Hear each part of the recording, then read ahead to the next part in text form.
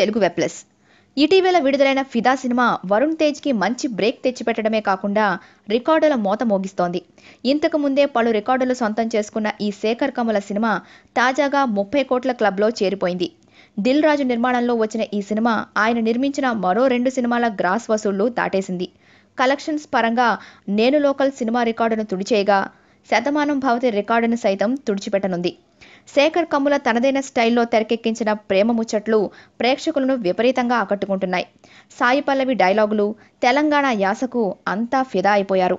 Long రన్లో చూస్తే ఈ సినిమా 40 కోట్ల షేర్ సులువుగా రాబట్టగలుగుతుందని అంటున్నారు సినీ విశ్లేషకులు.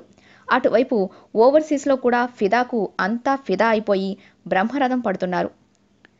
మా వీడియో మీకు నచ్చినట్లయితే లైక్, కామెంట్, షేర్ మరియు మా ఛానల్ను సబ్స్క్రైబ్ చేయండి. Bye friends, see you again.